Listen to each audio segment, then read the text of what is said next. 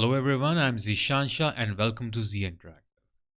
Like I promised, I'm back here with another video which is all about the new updates and feature in Maya 2022. Maya 2022 is all about making it possible for artists to collaborate and work more effectively. This release includes major improvements to your favorite animation, rigging, and modeling software in Maya, as well as the arrival of the USD plugin for Maya. There is a lot to please both artists and technical leads, including fresh support for Python 3 and new plugins for Bifrost and M2A. So let's dig in and see what's new.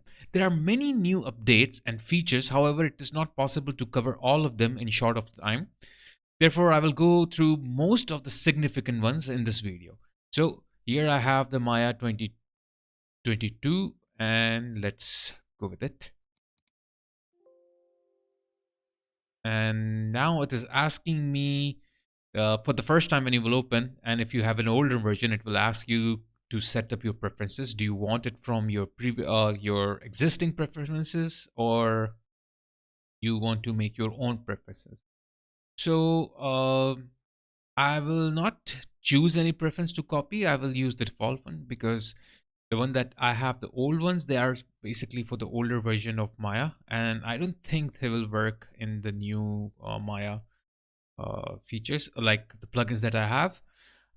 Setup, almost I don't do the customized setup. I keep it as it is, so I don't have to worry about that. So only the plugins which I have set up in the older version, I don't think it will work in the newer version. So I'll choose use default preferences. And you can see a new sort of startup screen is here. It is loading plugins and everything. And by the way, I'm using like 7th generation i7 with 32 GB RAM, and I have GTX 1080. So that's my preferences are, like my specs are for my computer. Now you can see it is started.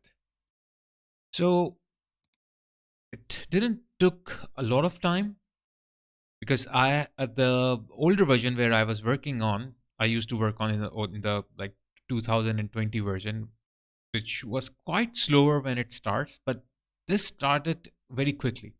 So a good like startup speed here. Now let's go one by one to different features here. So first feature is the USD, the Universal Scene Description. Now, what USD is? Basically, USD was introduced by Pixar, and then Animal Logic like joined the team, and then they worked together.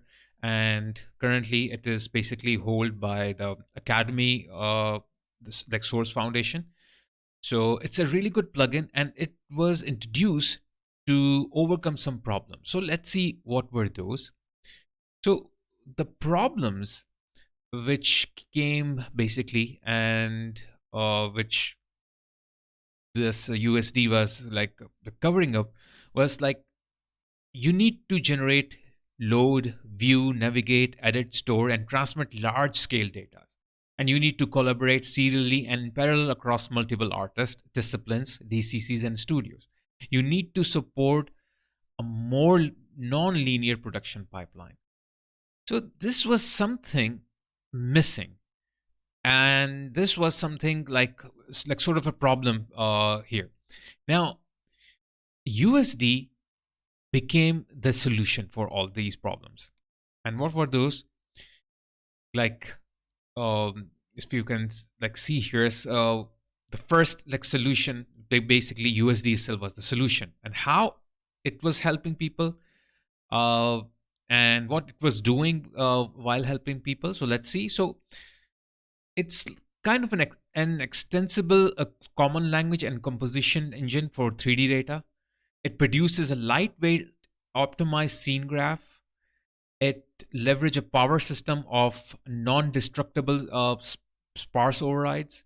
It is actually built on a robust referencing system, and plus provides support for complex variants and can represent geometry caches. So these are some like this is USD, and this is how USD is helping to overcome those problems which I showed you earlier. Now, uh, it is basically USD is basically robust, and it is robust, and it's kind of scalable, and also it is designed for collaboration. Basically, for collaboration, it's very strong. Highly recommended for collaboration. It's also developer friendly if people are working and developing it like more further. So it's very like developer friendly.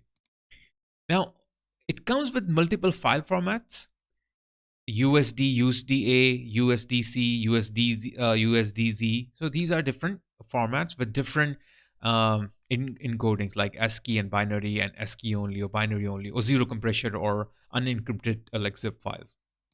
So it also helps to build uh, sort of a common vocabulary among all the artists, so that uh, they can address things in a common way. So whatever I call something, the other artist calls that thing, and names it like same.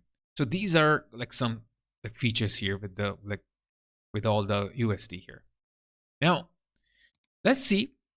Once you start your Maya, how you can load the USD plugin.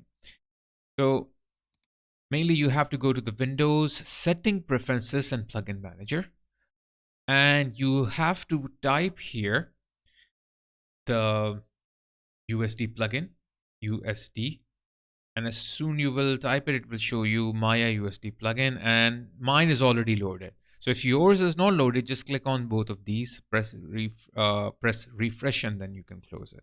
But mine is already loaded, so I'll just close it down here. Now, you can do a lot with it, with USD. You can import a USD file and convert it into a Maya file, or you can convert a Maya file into a USD file. So first, let's see. I have downloaded a USD file. Let's see how we can import that. And it's a pretty huge file, which I got it from the Pixar's like website. It's a test file for like testing or educational purposes. So let's open that. It's a huge file, and let's see. Usually, if you have a very huge files, it takes a lot of time to open in any software, especially if it's a completely different format. It's coming from a different software, for example.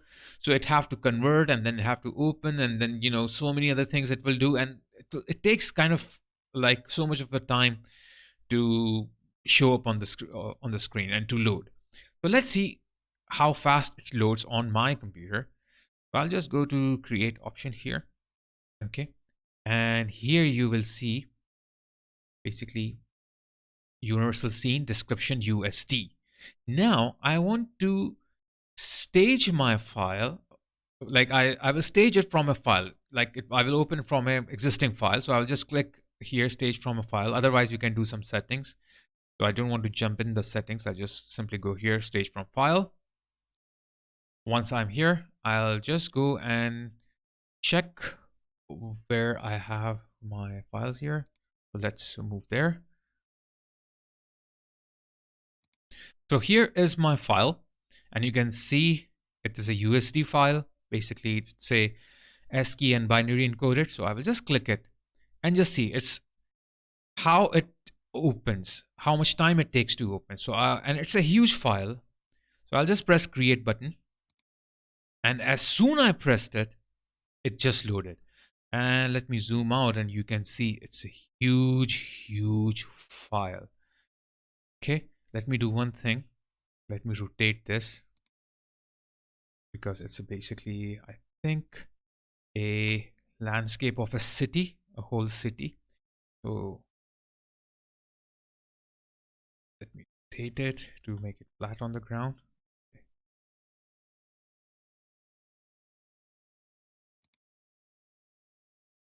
So I think I have to rotate a little bit more.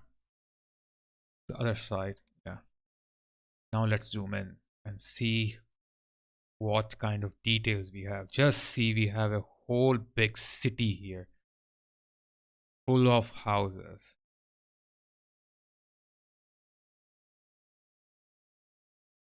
Are you looking at it? Just just see what do we have here. Okay, so it's huge, and it took around, I don't think it took even a second to load. Just loaded when I clicked on it. And I'm not using a very hi-fi computers. And just notice one more good thing about is that suppose if I will go to the light here and bring up a light. Let's bring up a directional light here. Let's get bigger and point over it. So the good thing here is that the light will work destructively over here. Like there is no destruction here. Complete non-destructive, like you can see scene we have here.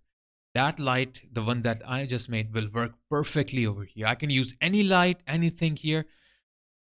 It it didn't took even a second to load, and I can use any of these like I can integrate with some other files. I can mix it up. So many things I can do with it without any conversion process, like no heavy conversion process. I can increase the light or whatever I want to do. It will actually work on this one. Okay, let me turn on the light from here and do this one. It's too much.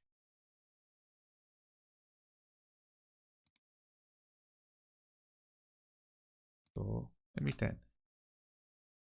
10 is also a lot. Let's make it 3, 2. And let's turn on the shadow for a while. Okay. So just notice how big the scene is and how it is loaded and those kind of things. Now I can easily convert this into a Maya file. Okay. Just like I can go here. Okay. And simple. I can like save as this and as a Maya file, and it will be saved as a Maya file. Now, for example, this is my Maya file. This is like, for example, this is not the USD file. This is a Maya file. So how I can export this Maya file as a USD file? How a USD file can be export? How I can convert a Maya file into uh, like USD?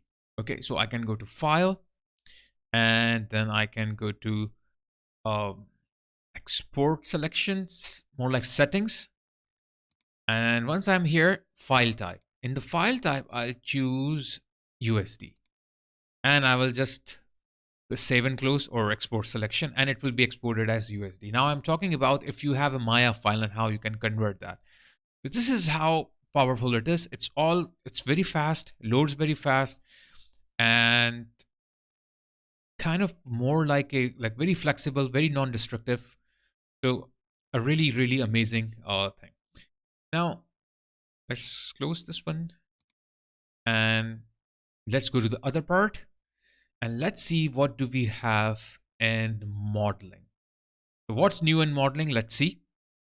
So the first thing that I'm really excited about in modeling is the sweep mesh. So by now you might have heard about this, and you might have uh, heard this word from Maya users. Basically, nowadays they are kind of flexing around that we got sweep mesh. So let's see what sweep mesh is basically.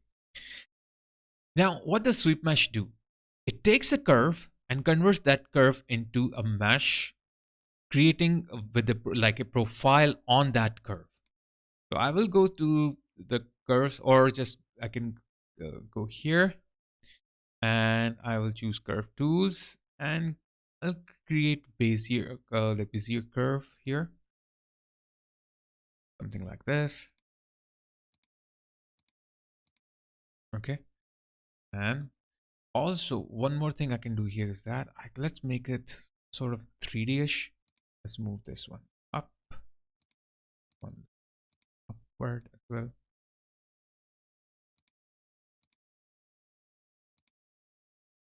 Okay, so now how we can convert this into a sweep mesh just with a single click. I'll go to create, click on sweep mesh. There is no like there are not like there is no kind of uh, like software setting, like a plugin settings for this one. No setting at all, just a single button, sweep mesh, and you got it. So that's it's like pretty simple. You just got it here, and then you have these new settings on this side. Now, what do we have here? Let's see. We have here sweep profiles. Right now, I'm using poly.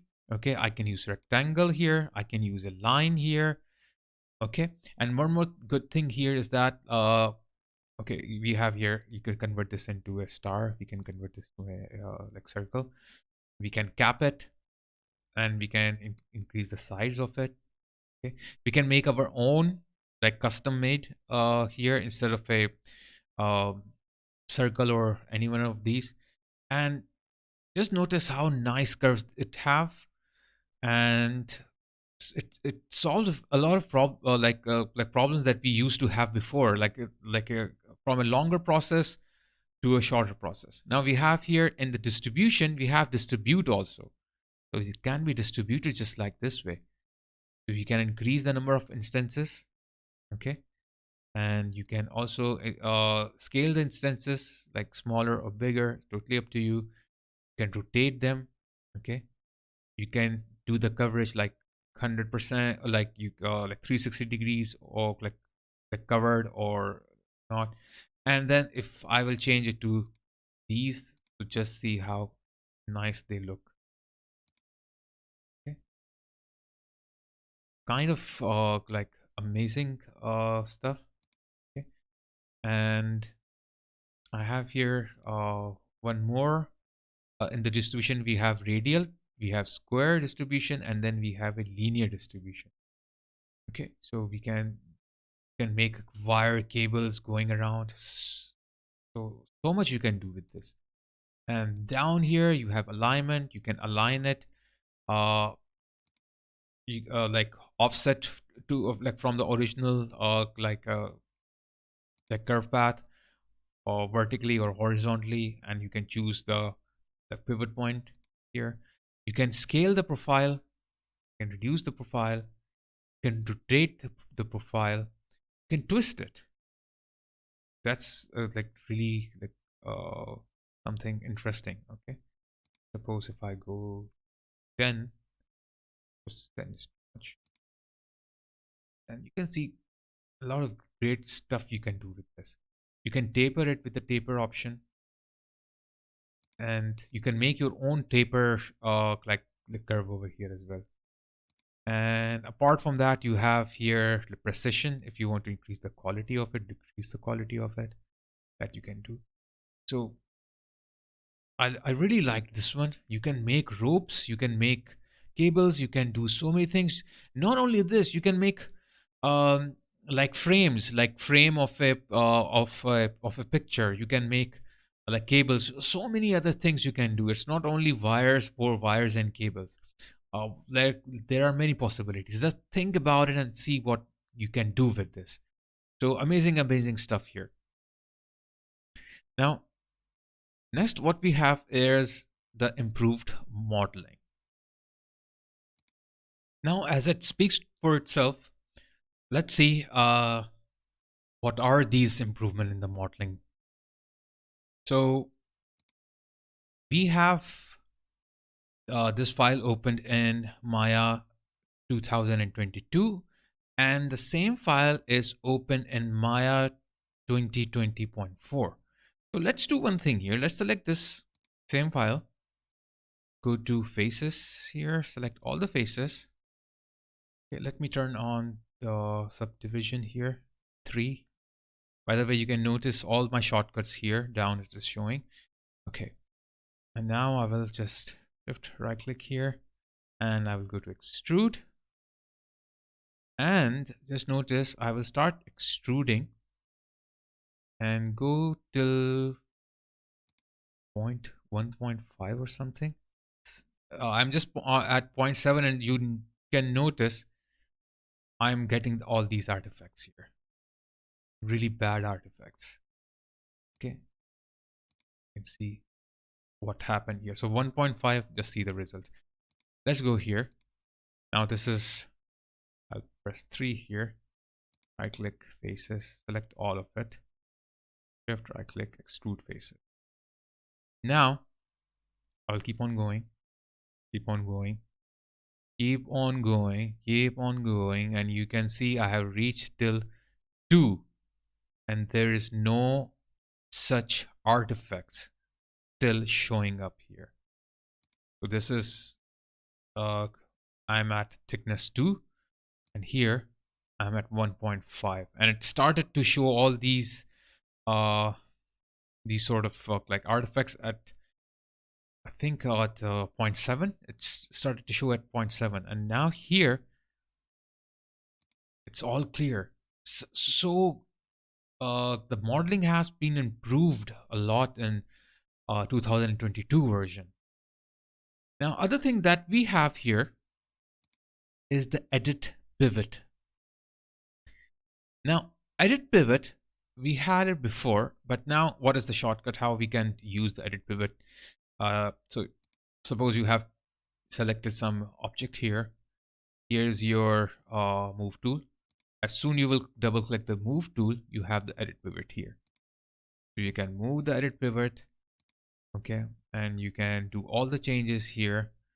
You can rotate it, and you can do so many things here.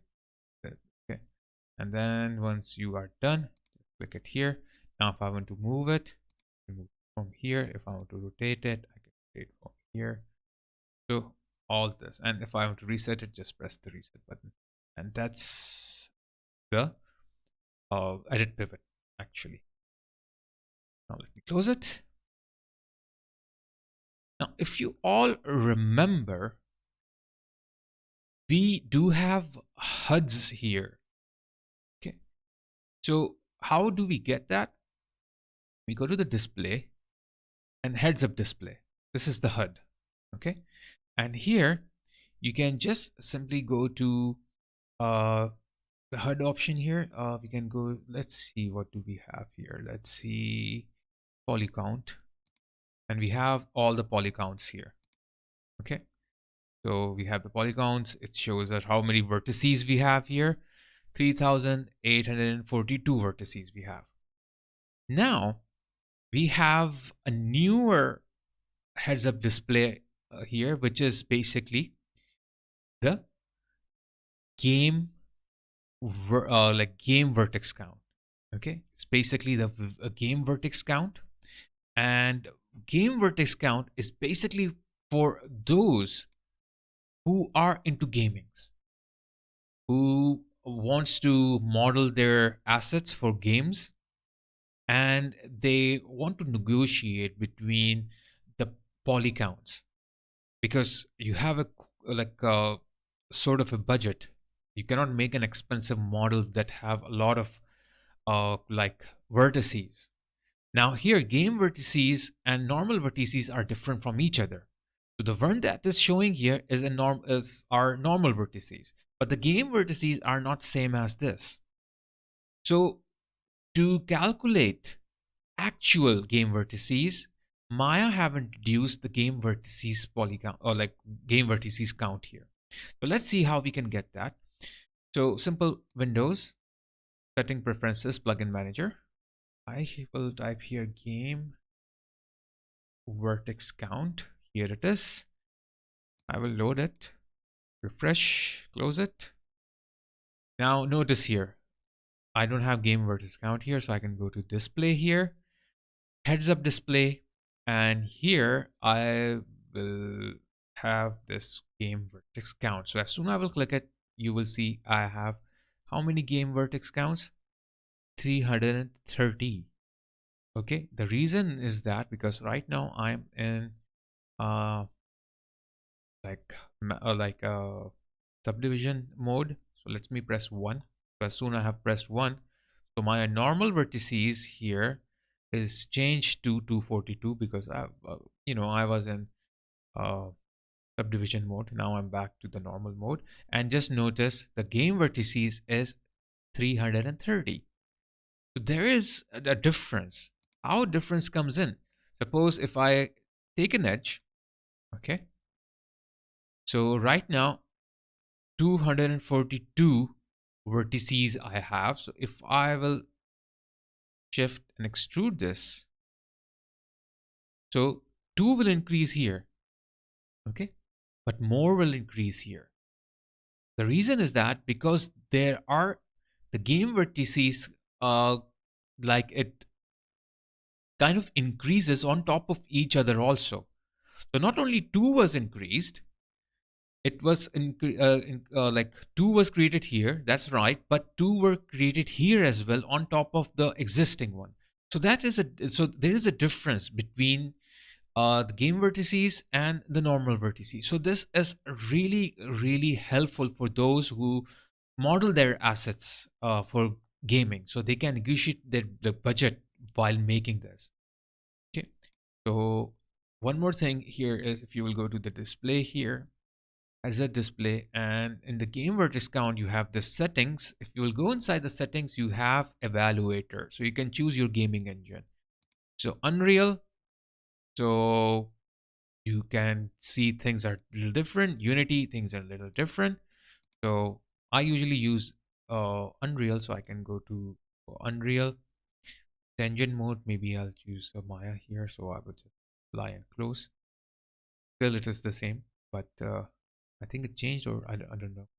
I didn't notice, but I can now easily keep my track of these game vertex counts. So let's see another one. Fast lasso tool selection. Now this is very, very interesting. Let's see how it works. Okay, so I have this scene here, and I have the sphere with a lot of polygons. It's like around, you can see that 500 by 500, something this sort of a polygon. And same thing, if I will go here, 500, 500, like subdivision. Okay, so here I will select these with the help of lasso tool in Maya 2020 first, and then I will show you in Maya 2022 version. So I will select first here this thing, and after when I will finish my selection, just notice how much time it takes. So it didn't took a lot of time, but yeah, let's go and do some more changes here. Okay, kind of takes a little time when it goes like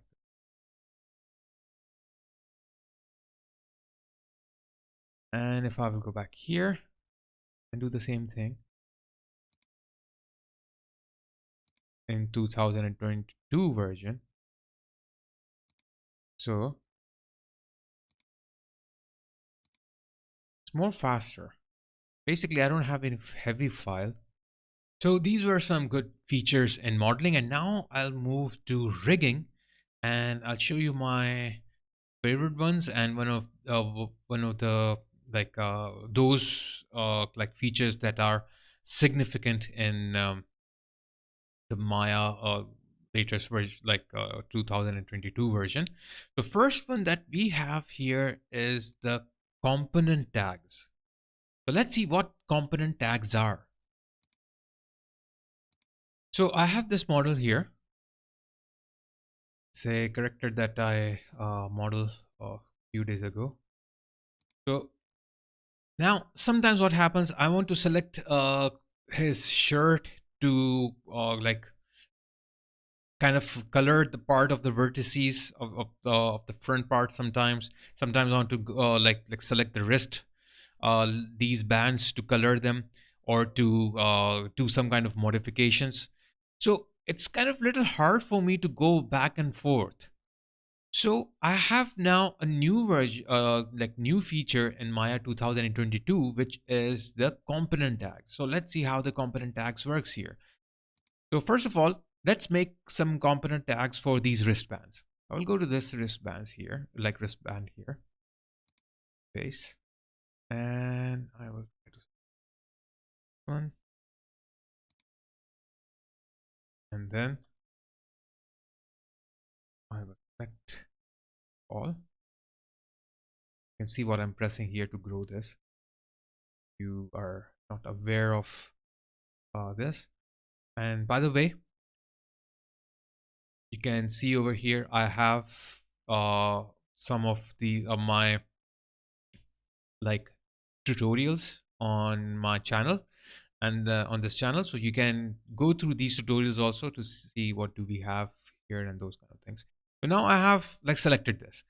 Now I can go to attribute editor, and in the attribute editor I have like component tags. Now if I will press on the component tags here, I have this whole empty window, and I can click on the component tag here, this plus button. It will give me a tag here, and I can rename this by clicking, and I can say right wrist band, something like that.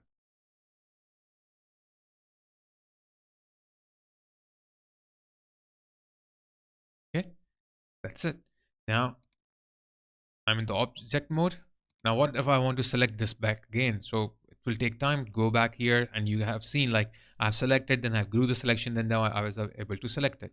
Simple. Now what I have to do, just click here, my like like component tag, and it is selected. Now whatever I want to do, I want to color it, I want to extrude it, whatever I want, I can do with this easily. Okay, I don't want to extrude it, so I'm showing you. Okay, now one more thing you can do here is that with the component tag, suppose I will go to the face and choose the vertices, and I will select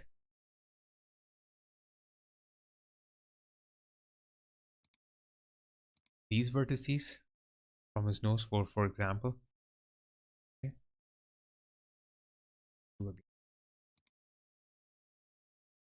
something like this. Okay, but I don't want to select this one. Okay, oops.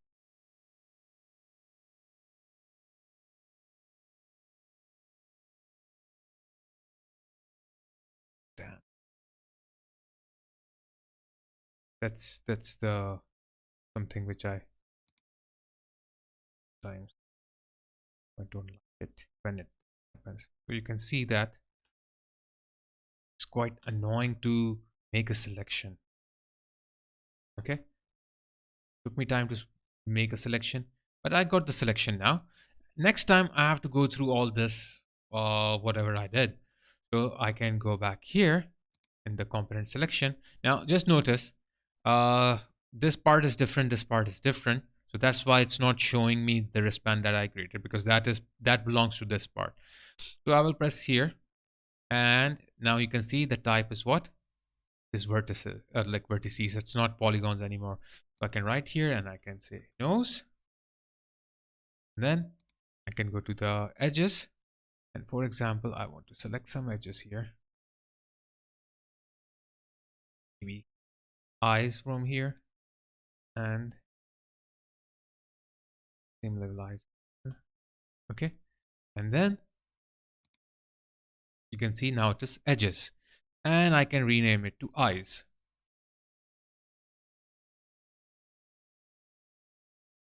So done. And when I will go out, if I want to select the eyes, simple, I will click it here. If I want to select the nose, I can simply click here. So quite handy. It helps you a lot. to make, you can organize your work. It's very simple, like a simple way to do it. You can do a lot of things with it, especially when you work a lot on the polygons and you are keep on going back and forth for that purpose. Now, then next in the rigging is the topology independent fall-offs. Now let's see what it is. So I have the same character here.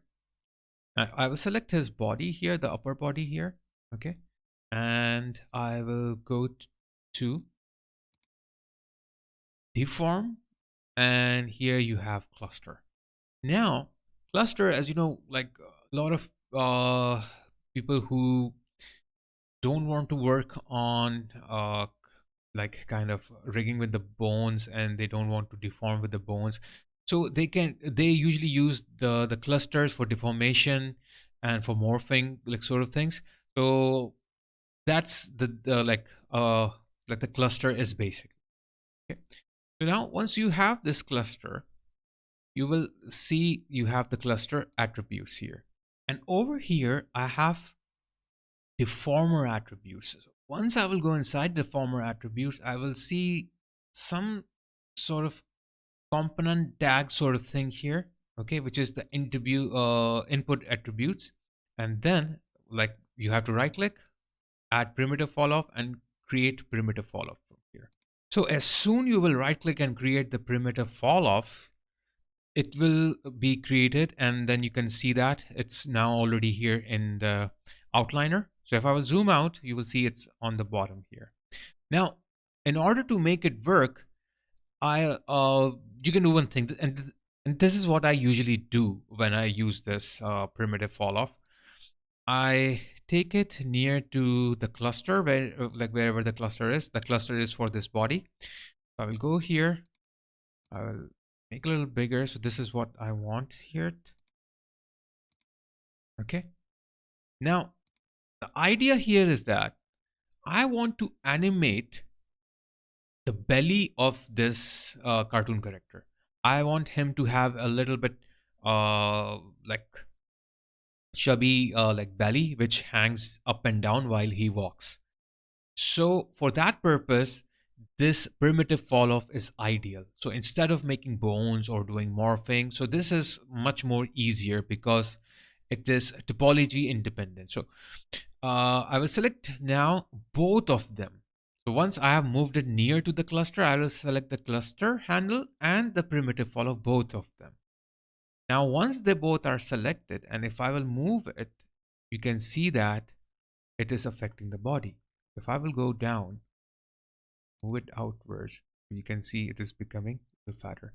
One more thing I can do, I can take my scaling tool and then scale it more, scale it wider also. Okay. And and this is animatable. Okay, you can make a controller like here, and then you can rig to it, and you can go boom boom boom boom while he's walking.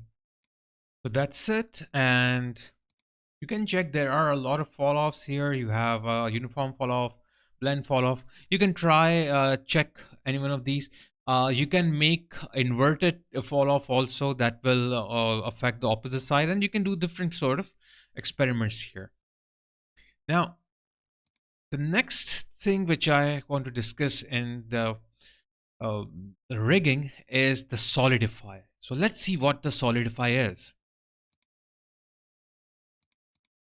Okay, so I have this file over here. It's just like a simple rig. I made it. So I'll select these parts from here.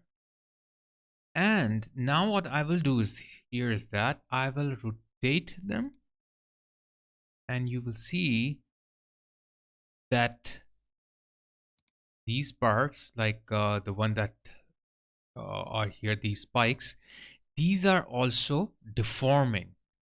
Now, I don't want them to deform. I want them to stay solid. Just see, they have been deformed so much, like they kind of looks completely manipulated, or you can say mutated. So what I will do here is that I will apply the Solidify here. Okay. Now, what does the Solidify do? It takes the selected parts and it makes it solid, so it won't affect by the any sort of deformation. So I will select this. Okay, and then I will go to the attribute or editor of this and the component tags. I made already like a component tag for these spikes. So I will click it here. These are selected.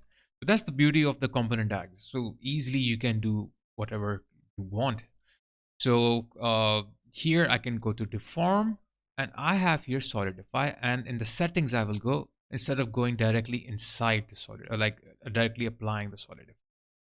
Now in the solidify, first of all, I will go in the edit reset settings. So I have everything reset it. Now first I have here borders. Now if I will apply, it will only apply to the borders of these selected components. So if I will press apply borders, you can see it is on the border. So if I will click it again, it will keep on applying on the border. Let me undo that. And instead of border, I will apply on full, like I will apply full on the full, on the full component. Then I will click apply, and then I keep on pressing apply. You can see that it's making it as solid, and but not that much.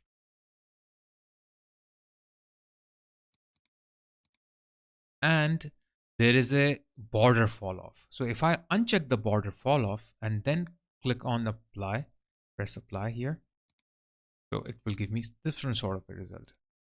Okay, and let's uncheck this. If I will apply the same thing without the use border fall off, using the border itself, and press apply, I will get this sort of a result here.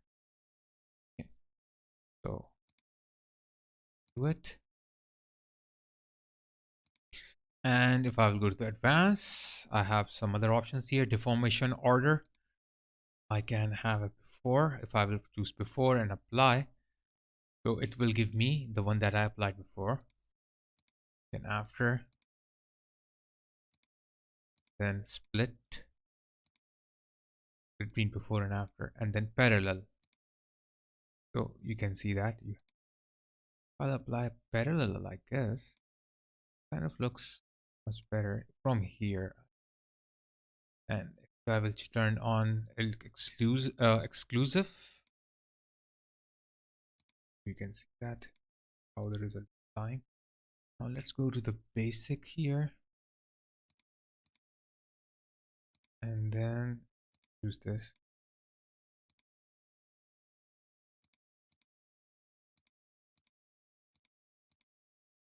So kind of applying.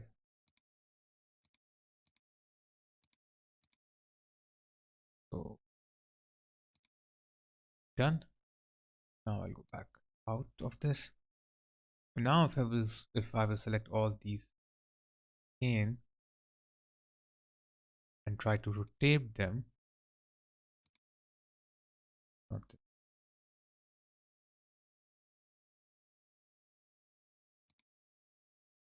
oops, sorry, this one, and try to rotate it down.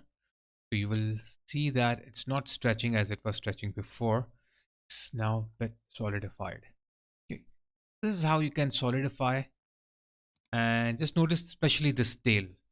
This tail was deforming completely before. It was changing its complete shape. Now tail is not that affected. So use this if you want anything to make it solidified or no. As much I will do this, that it will try to keep it uh, as much it can, like keep it like solid. So next we'll move from rigging to animation, and we have a lot of different sort of new updates, new features, and animation also. So let's check them. So one of the first one that I want to to show you around, and which I really liked, is the ghosting editor. Now let's see how the ghosting editor works. So I'll make a small scene here. Take the ball. And let's go to the side panel so we can clearly see what's going on. So I will turn it on here, move it here. Okay. So my auto is not on, so I have to manually change it. I have to manually press the S key.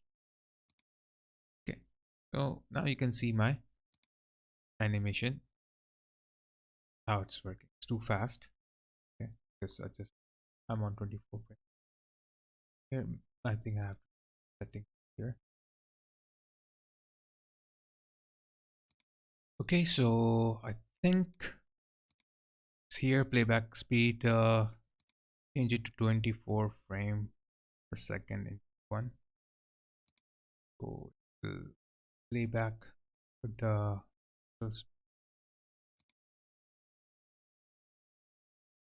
turn it down. And also these ticks are a little small. I don't like small ones. I will enough. Okay, this is fine. Frame rate is close this one. And here's the animation. You can see that what's going on. Okay, now you all know how to get the ghosting. Okay, if you go to animation, if you don't know, you just have to go to animation, then you can go to visualize, and you have here ghost like selected. Okay, so I will ghost the selected one, and you can see the ghost of this. Now we were only able to see the ghosts, but we were not able to control this. So now we have this option here called the ghost editor. So if I will go to the ghost editor, now if I want to, right now I'm in this mode. That means it will show me before and after. So pre-frame is the blue one, and the post frame is the pink one. I can change the color if you want. You can change the color. Plus, you have this option. This will only show you the pre-frame, and then you have this option which will show you only the post frame, and then it will show you the frame that you want customized, and then you have this one, uh, like the driver, or like ghost driver, like from where you are going and how your uh, path is. So it will show you the keyframes, the middle frames, and all those. Okay, so I usually like to keep this one. Okay, but this is, we have a preset now. By 1 second it is right now. I can make it 2 seconds, so it will show me more. I can make it 4 seconds. It will go in this direction. I can make it 5 second, like a 10 second. And if you're using this one, okay, so this is also good. You just move around. It shows you just like that. This is really handy, really like something that you can uh like customize greatly. You can change the opacity, okay, to the near one, just like this, far one, just like that. You can unghost like anything, and you can make a selection over here, unghost all, or you can, like, you can have anything. An object type, what is your object type? Is that an object? It's a bone, so you can include history. So many things you can do over here. Okay, so I will reset the settings here, and I will close it. So I hope you liked this ghost editor. So let's move forward now. The next thing which I really liked is basically the time slider. Okay, for the time slider, let me open an image, like kind of animation here. Just see what previously I have this one. I'll work on this. You will see I have the simple animation here. Okay, now I want to create bookmarks. Now I can create bookmarks easily. So I can make slider bigger. Okay, now from frame 1 to frame uh, 11, I want to create a bookmark, and I want to call this bookmark like a, you can say a moving bookmark, like initial stage bookmark, something like that. Okay. So what I will do here is that I have here now put the bookmark button. So I will go to my first frame, click on the bookmark button. It will ask me what name. So I will say initial. Okay. Whatever name you want to give. And you can choose your color or you can make your own color here. So I can do that from start till 11 I will create, and now you will see there is a bookmark now. Now from 11 to suppose here, which is frame 27, I want to create another one. I'll go here. Okay, choose a blue color, 27, 11 to 27, and then I will rename it to uh something, whatever you want. I will call it pusher. Okay. Now from 27 to 60, for example, I can make another one, okay, with a different color, and I will call it lean. Okay, now from 60 to 90, I can create another one. Choose my color, whatever color you want. I will call it any name you can give forward. Now from 90 to 100, I will make last one. And this time I will call it ender or something. Now I have how many? 1, 2, 3, 4, 5. Okay, now so many things you can do. Like suppose I want to go back to different sort of, like, back to the previous one or next one. So many things we have here. So let's see one by one. Okay, so first thing that we want to see over here is that if we want to move these around, like suppose by mistake I just created this one here, so I can press Control key on my keyboard, and then I can move anyone anywhere. Like suppose I will move this one here or vice versa. Okay, so that's one thing you can do, but it will override or it will be gone because here I don't have gap for any one of these one. So maybe let's make this 124, so we can have extra ones. So I can go here, Control, I can move this one here, and I can take this one, move it here. So that we can do. Okay, but I will undo that. Okay, next thing what we can do here is that just you can notice all the shortcuts I'm using here, so you will get the idea. So I can press on my keyboard uh like apostrophes here. Okay, is this one. Oops. Okay, which is this button. You can notice that what I'm doing here to go to the next bookmark is jumping to the next bookmark. Okay, and if I want to go to the previous one, I can press the semicolon. Okay, so it is going to the previous one. So I can jump around with the help of these. Also, I can move frames with bookmarks now. Like suppose I have whole animation of this guy. Okay, and I want to select these under this bookmark. So I can press Control, double click it here, and it will only select the one which is under this bookmark. So easily you can do that. Okay, so handy the bookmark, and you can easily do that. That's all. So you just click, and if you want to know which bookmark is it, so you can just hover over this bookmark. Just right under this bookmark there is a line. Just hover over there and it will show you the name of that bookmark. Okay, like what it is and what it actually do.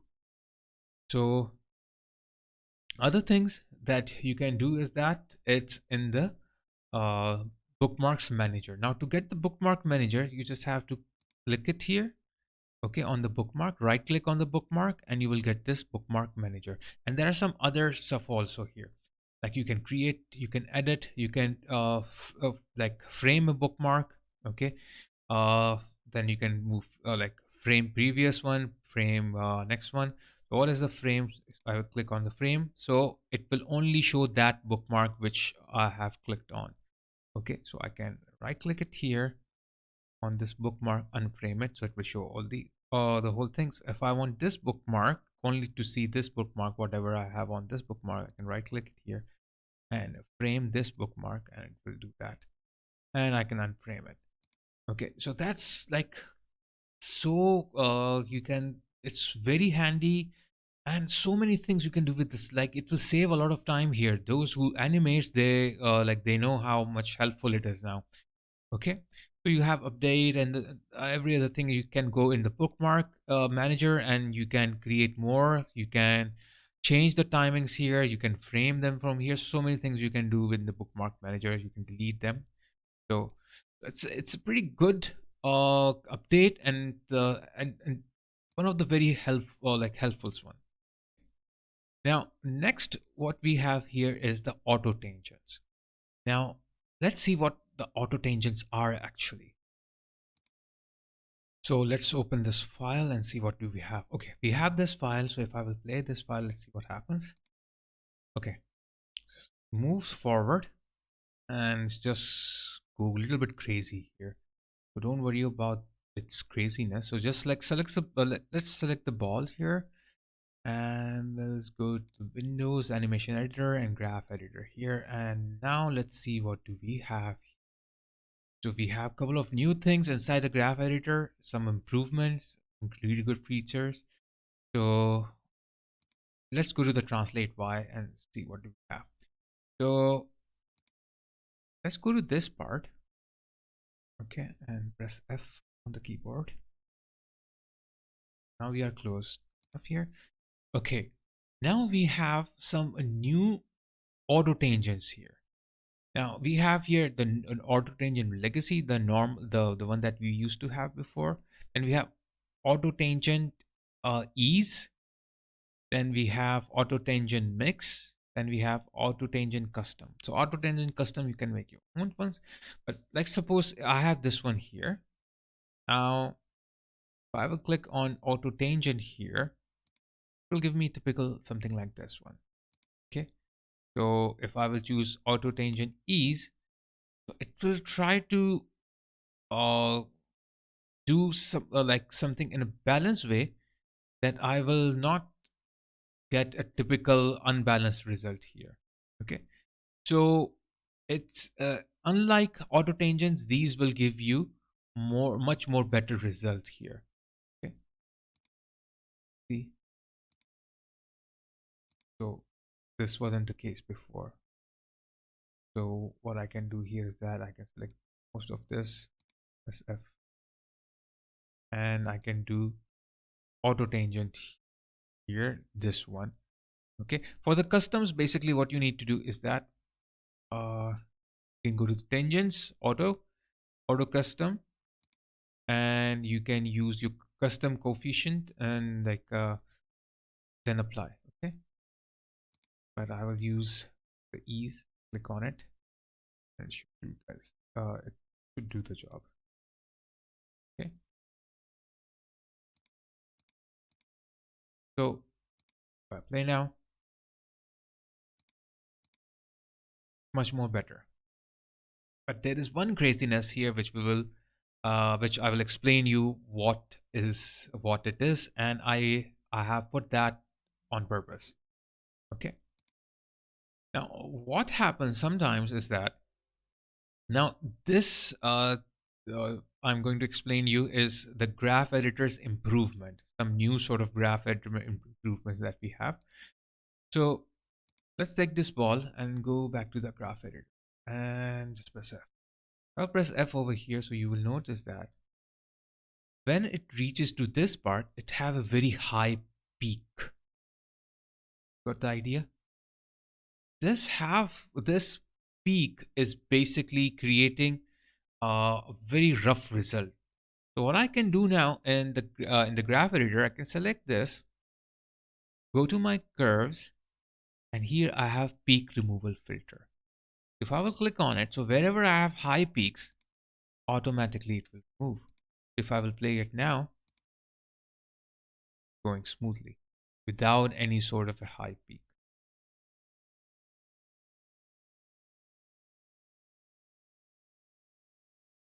Okay. And suppose if we have on purpose, let's do something here. Let's put some noise here. And I will keep on pressing S here because I'm going to make some noise.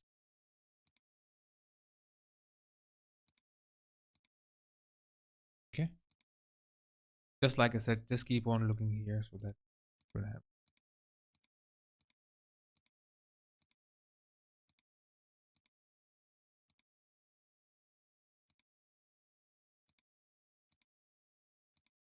Okay, and then I will select all this, and I will make it a little, or I will make it in here. That. Let's move. Okay. Here, what we can do is that let's scale it.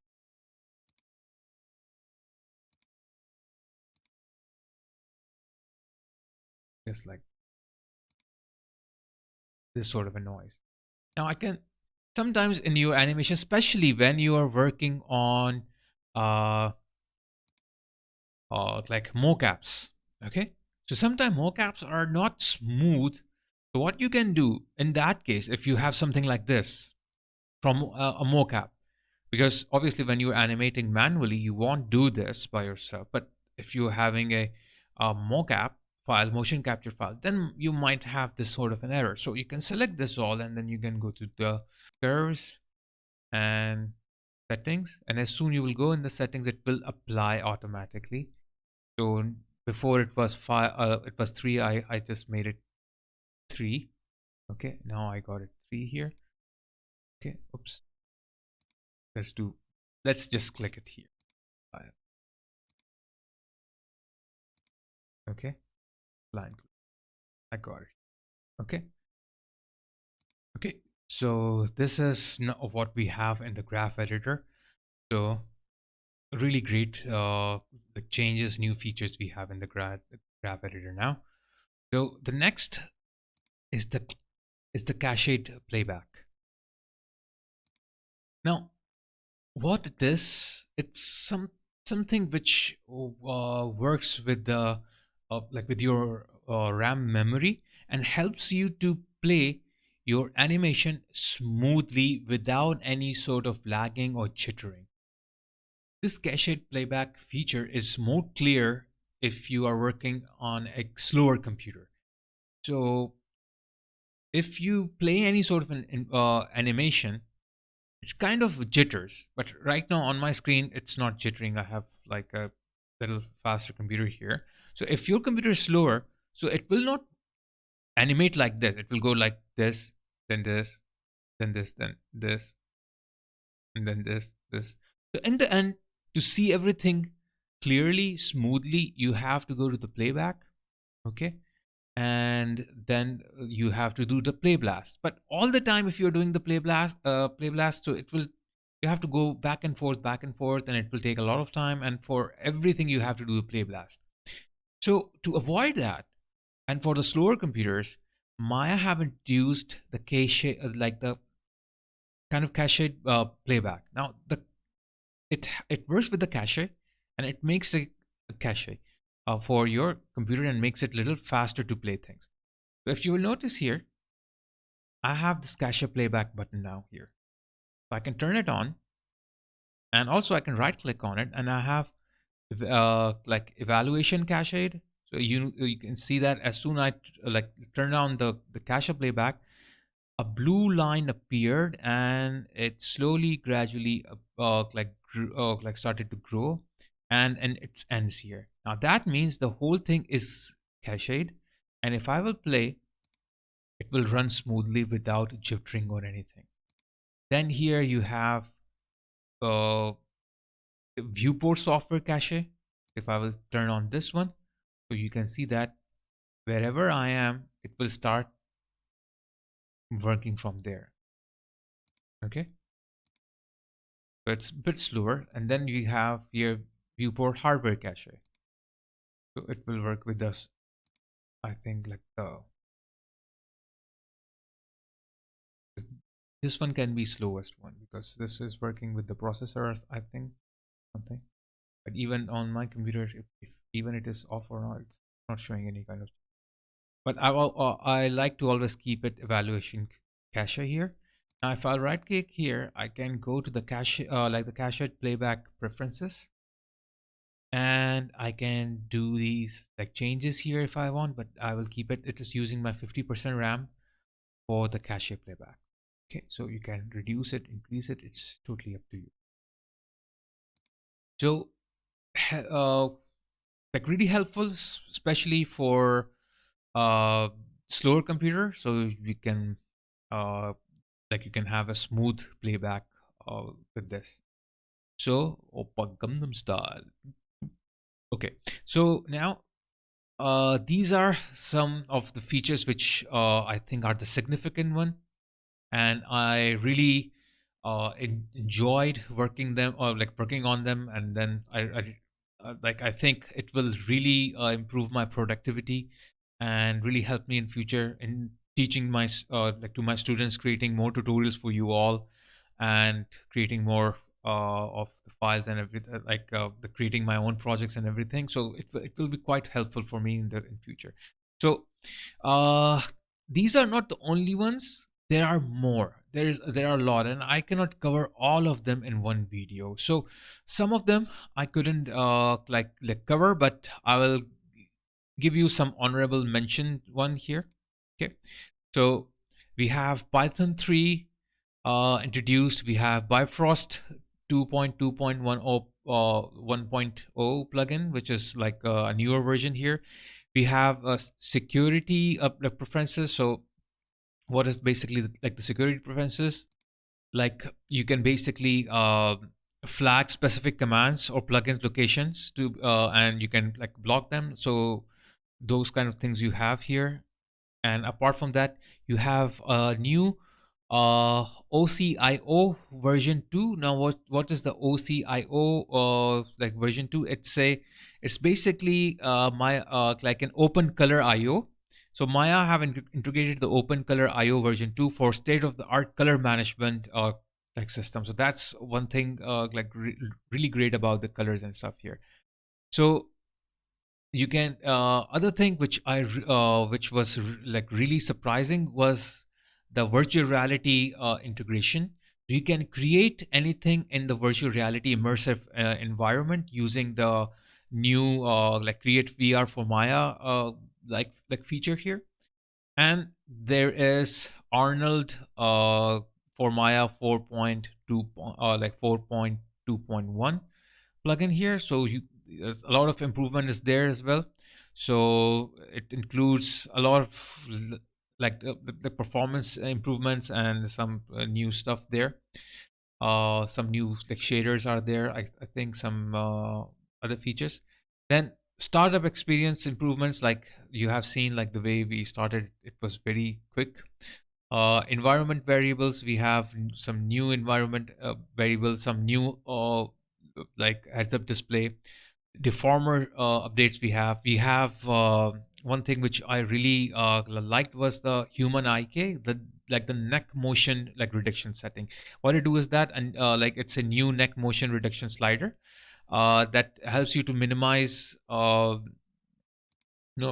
those kind of things which you were not able to like do before. Like it was it lets you minimize the movement from your character's body to its neck, so it looks more like natural, so you can control your uh, neck rig with it. So if you will create with it, it looks very natural.